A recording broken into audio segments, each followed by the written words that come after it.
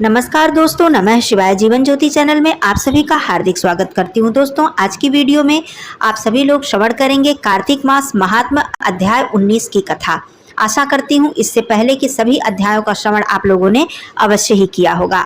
आज हम अध्याय 19 की कथा का श्रवण करेंगे। इस समय आप लोग श्रवण कर रहे हैं महाराक्षस जलंधर का वध होने के बाद देवताओं ने किस प्रकार की भगवान शिव जी की स्तुति। कर्पूर गौरम करुणावतारं संसार सारं भुजगेन्द्रहारं सदा वसन्तं हृदयारविन्दे भवं भवानी सहितं नमामि, भवं भवानी सहितं नमामि। ओम नमो भगवते वासुदेवाय। ओम नारायणाय विद्महे वासुदेवाय धीमहि तन्नो विष्णु प्रचोदयात्। श्री कृष्ण गोविंद हरे मुरारे, हे नाथ नारायण वासुदेवा। श्री राम रामेति रामेति रमे रामे मनोरमे, सहस्रनाम तत्तुल्यम राम नाम वरानने। मूकं करोति वाचालं पंगुलंघयते गिरिं, यत्कृपा त्वमहं वन्दे परमानंद माधवं। त्वमेव माता च पिता त्वमेव बन्धुश्च सखा त्वमेव विद्या द्रविडं त्वमेव सर्वं मम देव देव। अब ब्रह्मा आदि देवता नतमस्तक होकर भगवान शिव जी की स्तुति करने लगे। वे बोले, हे देवाधिदेव, आप प्रकृति से परे पार ब्रह्म और परमेश्वर हैं। आप निर्गुण निर्विकार तथा सबके ईश्वर होकर भी नित्य अनेक प्रकार के कर्मों को करते हैं। हे प्रभु, हम ब्रह्मा आदि समस्त देवता आपके दास हैं। हे शिव जी, हे देवेश, आप प्रसन्न होकर हमारी रक्षा कीजिए। हे शिव जी, हम आपकी प्रजा हैं तथा हम आपकी सदैव शरण में रहते हैं।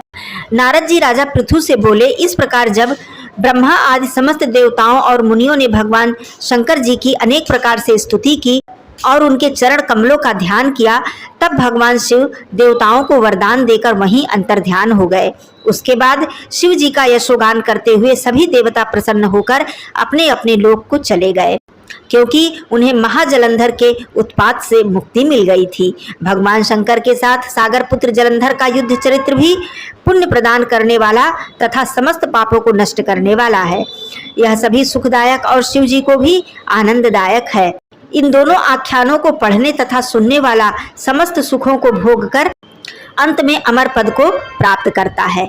बोलिए श्री हरि विष्णु भगवान की जय, भगवान भोलेनाथ की जय। अब इससे आगे के अध्याय में हम आगे की कथा का श्रवण करेंगे। आइए अब कार्तिक मास कथा में कार्तिक मास महात्म्य का वर्णन सुनते हैं। एक बार सत्यभामा ने भगवान श्री कृष्ण जी से प्रश्न किया कि हे प्रभु, कार्तिक मास सब मासों में श्रेष्ठ माना गया है। मैंने उसके महात्म्य को विस्तार पूर्वक नहीं सुना, कृपया आप उसका वर्णन कीजिए। तब भगवान श्री कृष्ण जी बोले, हे सत्यभामे, तुमने बड़ी ही उत्तम बात पूछी है। पूर्व काल में महात्मा सूत ने शौनकादि मुनियों से आदर पूर्वक कार्तिक व्रत का वर्णन किया था। वही प्रसंग मैं आज तुम्हें सुनाता हूँ। सूत जी ने कहा, हे मुनि श्रेष्ठ शौनक जी, पूर्व काल में कार्तिकीय जी के पूछने पर महादेव जी ने जिसका वर्णन किया था उसको आप श्रवण कीजिए। कार्तिकेय जी बोले, पिताजी, आप वक्ताओं में श्रेष्ठ हैं। मुझे कार्तिक मास के स्नान की विधि बताइए, जिससे मनुष्य दुख रूपी समुद्र सागर से पार हो जाते हैं। साथ ही तीर्थ के जल का महात्मा और माघ स्नान का फल भी बताइए। महादेव जी ने कहा, एक और संपूर्ण तीर्थ समस्त दान दक्षिणाओं सहित यज्ञ, पुष्कर, कुरुक्षेत्र, हिमालय, अक्रूर तीर्थ, काशी और शुकर क्षेत्र में निवास तथा दूसरी ओर केवल कार्तिक मास हो तो वह भगवान केशव को सर्वदा प्रिय है। जिसके हाथ पैर वाणी और मन वश में हो तथा जिसमें विद्या तप और कीर्ति विद्यमान हो, वही तीर्थ के पूर्ण फल को प्राप्त करता है। श्रद्धा रहित, नास्तिक, संशयालु और कोरी तर्क बुद्धि वाला मनुष्य तीर्थ सेवन के फल का भागी नहीं होता। जो ब्राह्मण सवेरे उठकर सदा प्रातः स्नान करता है, वह सब पापों से मुक्त होकर परमात्मा को प्राप्त होता है। षडानन स्नान का महत्व जानने वाले पुरुषों ने 4 प्रकार के स्नान बताए हैं, वायव्य, वारुण, ब्राह्म्य और दिव्य। यह सुनकर सत्यभामा बोली, हे प्रभु, मुझे चारों स्नानों के लक्षण बताइए। तब श्री कृष्ण भगवान जी ने कहा, हे प्रिय, गोधूली द्वारा किया हुआ स्नान वायव्य स्नान कहलाता है। सागर आदि जलाशयों में किया हुआ स्नान वारुण स्नान कहलाता है। आपो ही स्थामयो आदि ब्राह्मण मंत्रों द्वारा उच्चारण पूर्वक जो मार्जन किया जाता है उसका नाम ब्राह्म स्नान है। जो बरसते हुए मेघ के जल और सूर्य की किरणों से शरीर की शुद्धि करना दिव्य स्नान माना जाता है। सब प्रकार के स्नानों में वारुण स्नान श्रेष्ठ है। ब्राह्मण, क्षत्रिय और वैश्य मंत्रोच्चारण पूर्वक स्नान करे, किंतु शूद्र और स्त्रियों के लिए बिना मंत्र के ही स्नान का विधान है। बालक, युवा, वृद्ध, पुरुष, स्त्री और नपुंसक सब लोग कार्तिक और माघ मास में स्नान की प्रशंसा करते हैं। कार्तिक में प्रातः काल स्नान करने वाले लोग मनोवांछित फल प्राप्त करते हैं। कार्तिकेय जी बोले, पिताजी अन्य धर्मों का भी वर्णन कीजिए जिनका अनुष्ठान करने से मनुष्य अपने समस्त पाप धोकर देवता बन जाता है। महादेव जी ने कहा, पुत्र, कार्तिक मास को उपस्थित देख जो मनुष्य दूसरे का अन्न त्याग कर देता है वह प्रतिदिन कृच्छ व्रत का फल प्राप्त करता है। कार्तिक में तेल, मधु, कांसे के बर्तन में भोजन और मैथुन का विशेष रूप से परित्याग कर देना चाहिए। एक बार भी मांस भक्षण करने से मनुष्य राक्षस योनि में जन्म लेता है और 60,000 वर्षों तक विष्ठा में डालकर सड़ाया जाता है। उससे छुटकारा पाने पर वह पापी विष्ठा खाने वाला ग्राम सूकर बन जाता है। कार्तिक मास में शास्त्र विहित भोजन का नियम करने पर अवश्य ही मोक्ष प्राप्त होता है। भगवान विष्णु का परम धाम ही मोक्ष है। कार्तिक के समान कोई मास नहीं, श्री विष्णु से बढ़कर कोई देवता नहीं, वेद के तुल्य कोई शास्त्र नहीं, गंगा के समान कोई तीर्थ नहीं, सत्य के समान कोई सदाचार नहीं, सतयुग के समान कोई युग नहीं, रसना के तुल्य कोई तृप्ति का साधन नहीं, दान के सदृश कोई सुख नहीं, धर्म के समान कोई मित्र नहीं और नेत्र के समान कोई ज्योति नहीं। पवित्राणाम तु भक्षाणाम कार्तिके नियमे कृते अवश्यम प्राप्यते मोक्षो विष्णोत्परम पदम। न कार्तिक समो मासो न देवः केशवात् परः, न वेद सदृशम शास्त्रम न तीर्थम गंगाया समम, न सत्येन समम वृत्तम न कीर्तेन समम युगम, न तृप्ति रसना तुल्या न दान सदृशम सुखम, न धर्म सदृशम मित्रम न ज्योतिष चक्षुषा समम।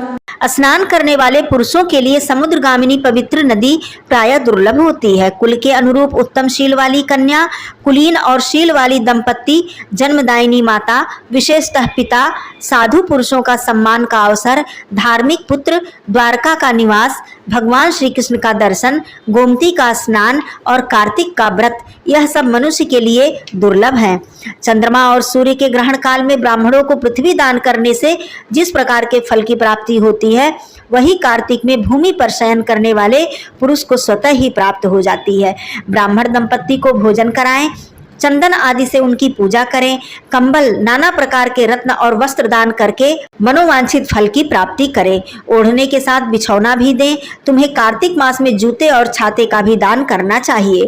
कार्तिक मास में जो मनुष्य प्रतिदिन पत्तल में भोजन करता है वह 14 इंद्रियों की आयु पर्यंत कभी दुर्गति में नहीं पड़ता है। उसे संपूर्ण कामनाओं तथा समस्त तीर्थों का फल प्राप्त होता है। पलाश के पत्ते पर भोजन करने से मनुष्य कभी नरक नहीं देखता, किंतु वह पलाश के बिचले पत्र का त्याग अवश्य ही कर दे। कार्तिक में तिल का दान, नदी का स्नान, साधु पुरुषों का सेवन और पलाश के पत्ते में भोजन सदा मोक्ष देने वाला है। कार्तिक के महीने में मौन व्रत का पालन, पलाश के पत्ते में भोजन, तिल मिश्रित जल से स्नान, निरंतर क्षमा का आश्रय और पृथ्वी पर शयन करने वाला पुरुष युग युग के उपार्जित पापों का नाश कर लेता है। जो कार्तिक मास में भगवान विष्णु के सामने उषा काल तक जागरण करता है उसे सहस्त्र गोदान के बराबर फल प्राप्त होता है। पितृपक्ष में अन्नदान करने से तथा ज्येष्ठ और आषाढ़ मास में जल दान करने से मनुष्य को जो फल प्राप्त होता है वही कार्तिक मास में दूसरों के दीपक को जलाने मात्र से प्राप्त हो जाता है। जो बुद्धिमान कार्तिक में मन, वाणी और क्रिया द्वारा पुष्कर तीर्थ का स्मरण करता है उसे लाखों करोड़ों गुना पुण्य की प्राप्ति होती है। माघ मास में प्रयाग, कार्तिक में पुष्कर, बैसाख में अवंतीपुरी, ये एक युग तक उपार्जित किए हुए पापों का नाश कर डालते हैं। कार्तिकेय संसार में विशेषतः कलयुग में ही वे मनुष्य धन्य हैं जो सदा पितरों के उद्धार के लिए श्री हरि का सेवन करते हैं। पुत्र बहुत से पिंड दान करने और गया आदि में श्राद्ध करने के बराबर जो मनुष्य हरि के भजन के प्रभाव से अपने पितरों का नरक से उद्धार कर देते हैं यदि पितरों के उद्देश्य से दूध आदि के द्वारा भगवान विष्णु को स्नान कराया जाए तो वे पितृ स्वर्ग में पहुंचकर कोटि कल्पों तक देवताओं के साथ निवास करते हैं। जो कमल के एक फूल से भी देवेश्वर भगवान लक्ष्मीपति का पूजन कर देता है, वह 1 करोड़ वर्ष तक के पापों का नाश कर देता है। देवताओं के स्वामी भगवान विष्णु कमल के एक पुष्प से भी पूजित और अभिवंदित होने पर 1700 अपराध क्षमा कर देते हैं। हे षडानन, जो मुख में, मस्तक पर और शरीर में भगवान की प्रसाद भूता तुलसी को प्रसन्नता पूर्वक धारण करता है, उसे कलयुग नहीं छूता। भगवान विष्णु को निवेदन किए हुए प्रसाद से जिसके शरीर का स्पर्श होता है, उसके पाप और व्याधियां नष्ट हो जाती हैं। शंख का जल, श्रीहरि को भक्ति पूर्वक अर्पण किया हुआ नैवेद्य, चरणोदक, चंदन तथा प्रसाद स्वरूप धूप, ये ब्रह्म हत्या का भी पाप दूर करने वाले हैं। इस प्रकार देवाधिदेव महादेव ने अपने पुत्र कार्तिकेय को कार्तिक मास स्नान, व्रत और नियम का पुण्य फल बताया। कार्तिकेय जी ने देवाधिदेव महादेव जी को प्रणाम करते हुए कहा, हे प्रभु, आप धन्य हैं और हमारा जीवन धन्य है जो हमने कार्तिक मास के इस महात्म को सुना। बोलिए देवाधिदेव महादेव की जय। श्री हरि भगवान विष्णु जी की जय। दोस्तों, कथा यदि पसंद आई हो तो इसे आप लाइक जरूर ही कीजिएगा। कमेंट बॉक्स में ओम नमो भगवते वासुदेवाय जरूर लिखिएगा। चैनल पे पहली बार है तो चैनल को सब्सक्राइब कीजिएगा। फिर मिलती हूँ अगली कथा के साथ। तब तक के लिए धन्यवाद। नमः शिवाय। हर हर महादेव।